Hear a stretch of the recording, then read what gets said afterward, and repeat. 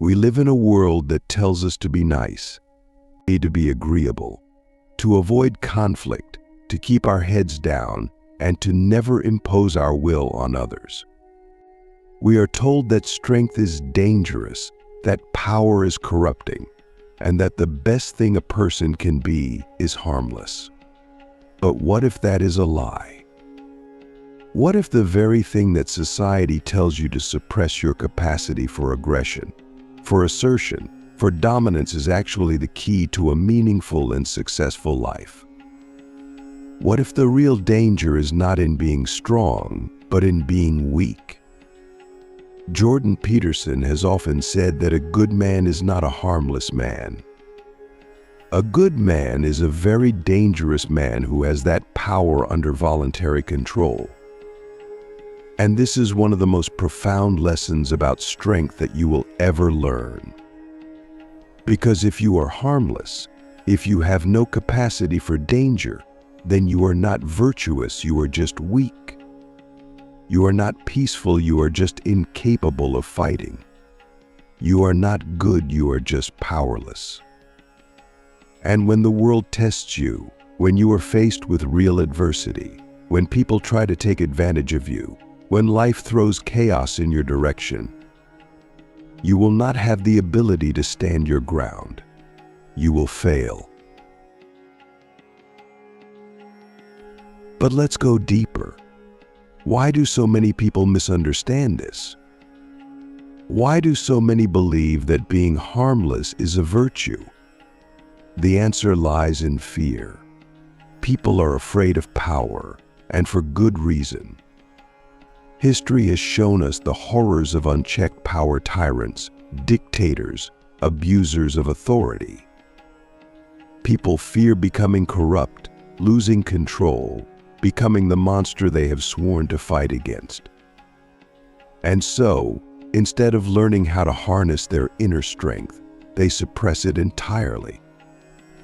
They convince themselves that all aggression is bad, that all dominance is evil, that all power is corrupting. But here's the problem.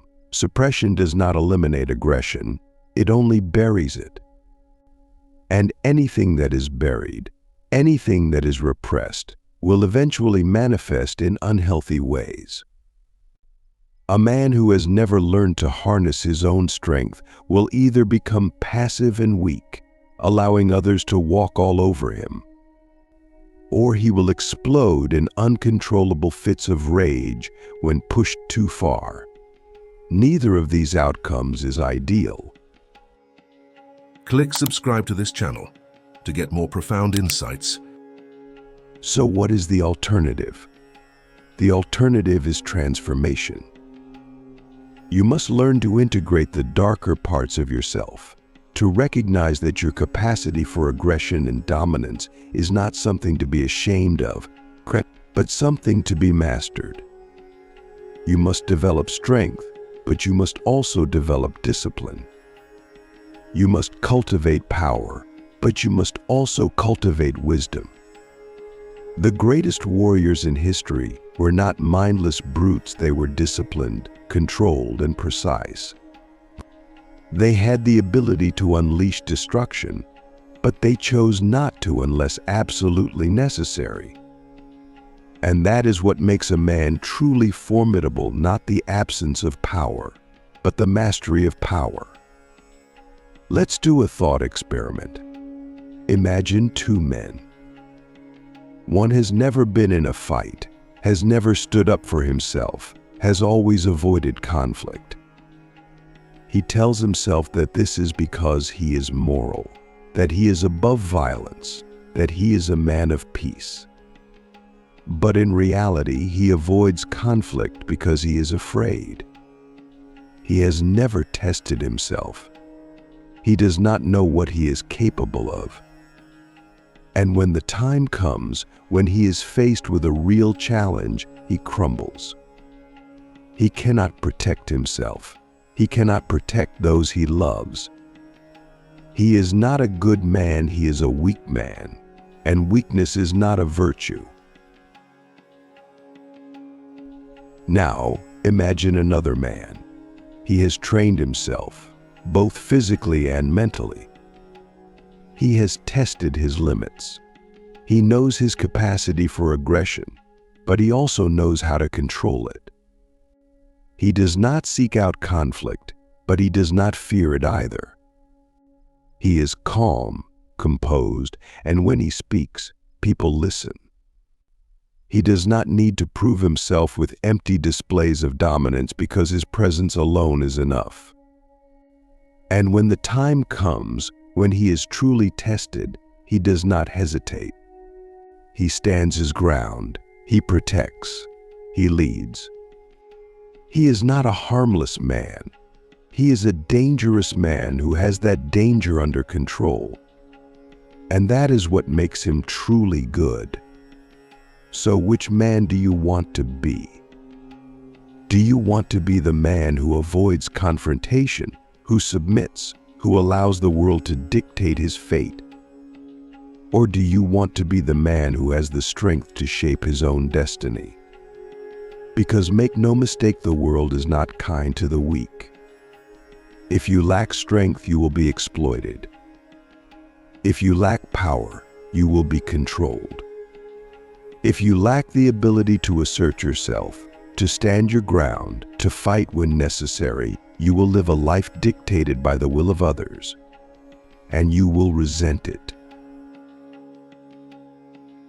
But here's the good news. Strength is not something you are born with. It is something you cultivate.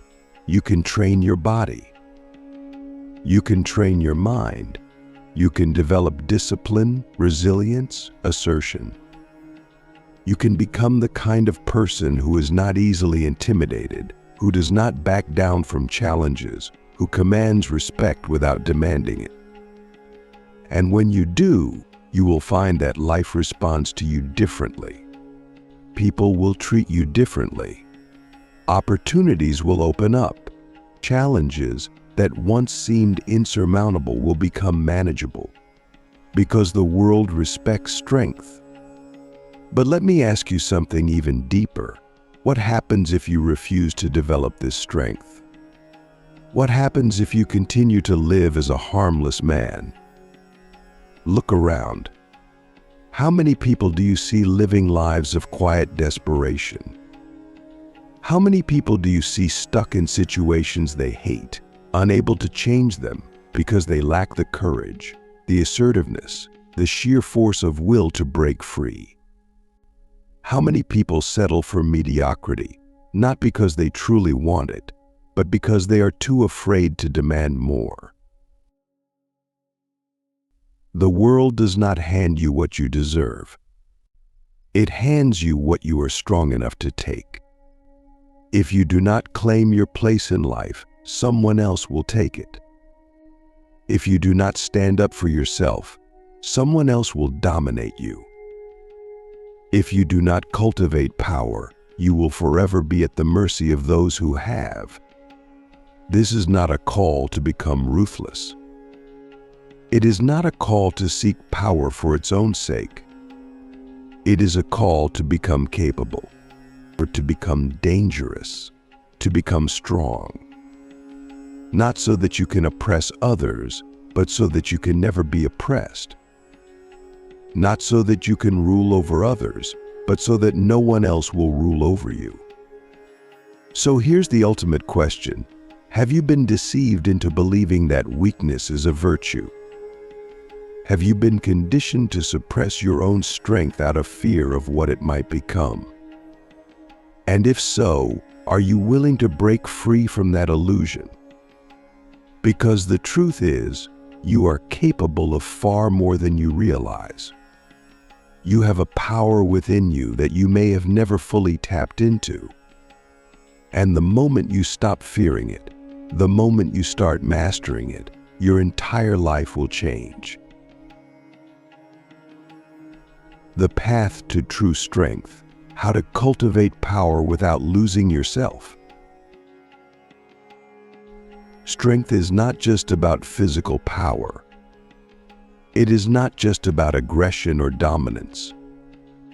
Real strength, the kind that makes a man formidable, the kind that makes life bow to your will, is a combination of discipline, self-awareness, resilience, and controlled aggression. It is the ability to stand firm in chaos, to remain calm under pressure, to assert yourself without being reckless, and to push forward even when everything inside you wants to quit. But here's the paradox. The same power that can make a man great can also destroy him if he does not learn to control it. This is why so many people fear strength, because they see what happens when power is wielded without wisdom. They see dictators, tyrants, abusers of authority, people who let their aggression consume them. They see destruction, and they assume that the solution is to reject power altogether. But that is a mistake. The answer is not weakness. The answer is mastery. Mastering strength begins with mastering yourself. If you cannot control your impulses, you are not strong, you are a slave to them. If you lash out in anger, if you crumble under pressure, if you retreat at the first sign of conflict, then no amount of physical strength or external power will make you truly formidable. Because true strength is not just about what you can do, it is about what you can choose not to do. It is about knowing when to fight and when to walk away.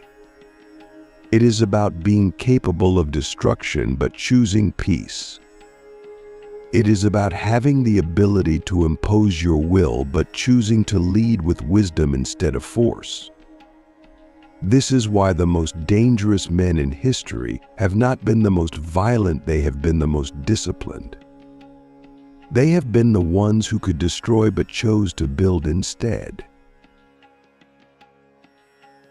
So how do you cultivate this kind of strength? First, you must train your body.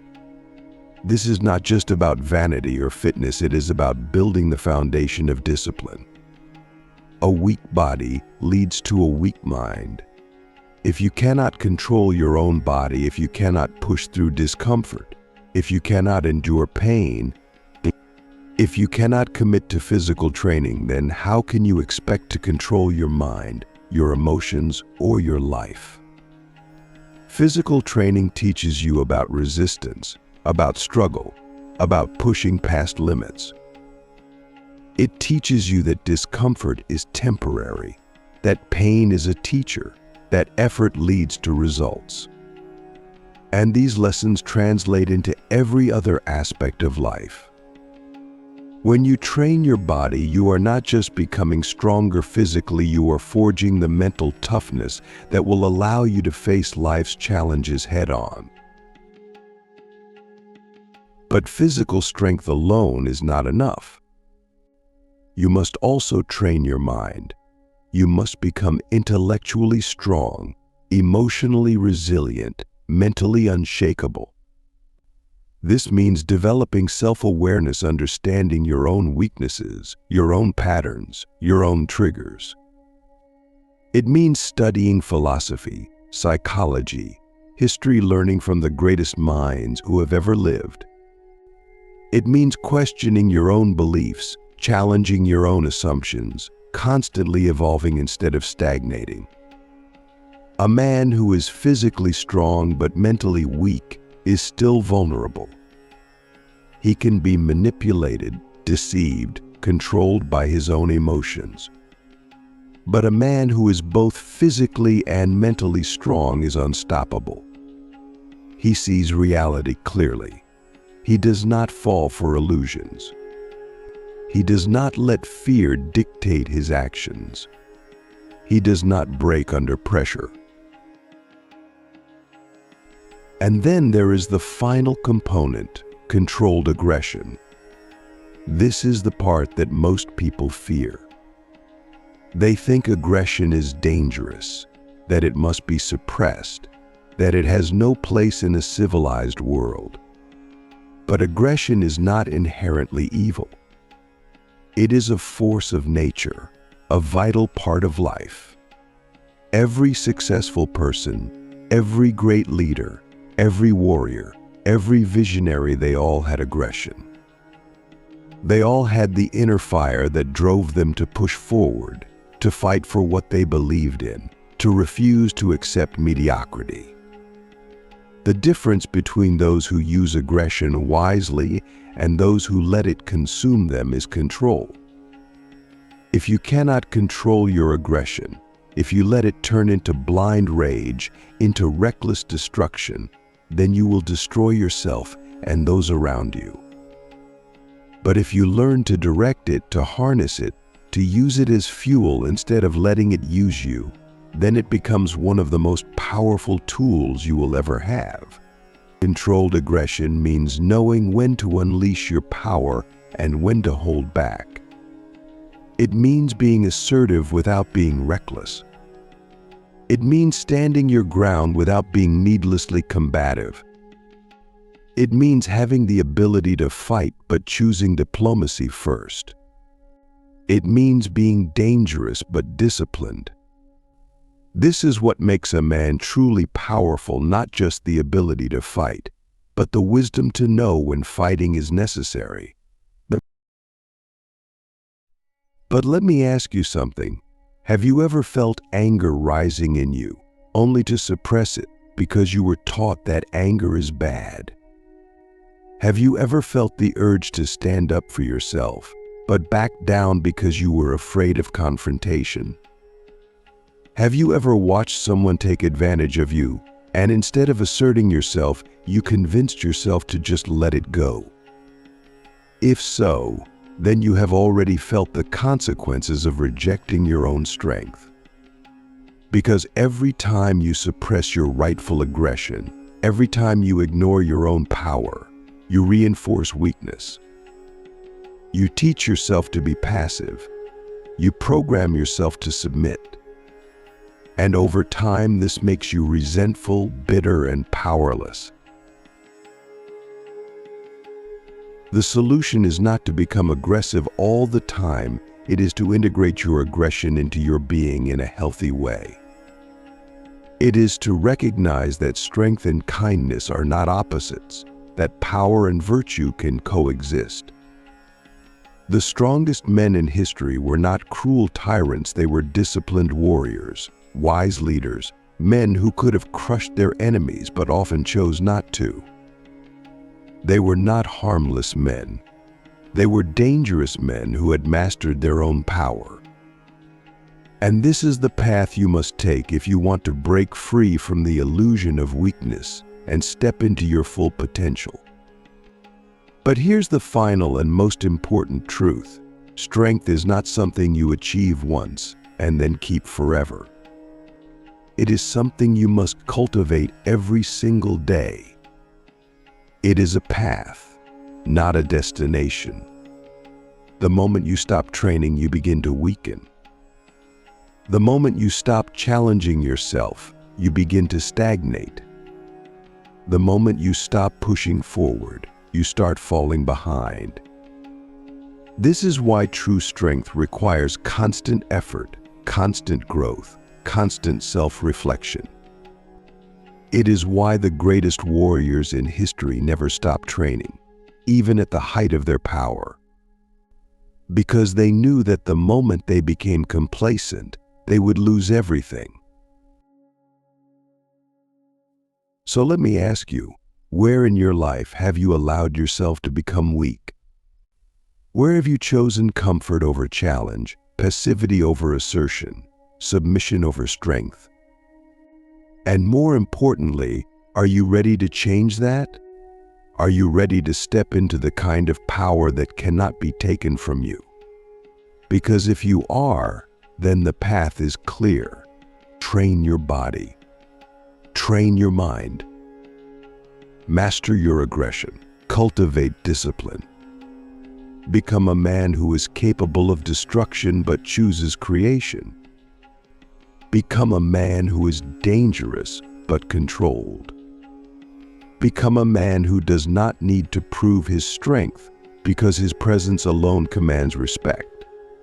Because in the end, The world does not belong to the weak. It belongs to those who are strong enough to claim it. And the only question left is, will you be one of them?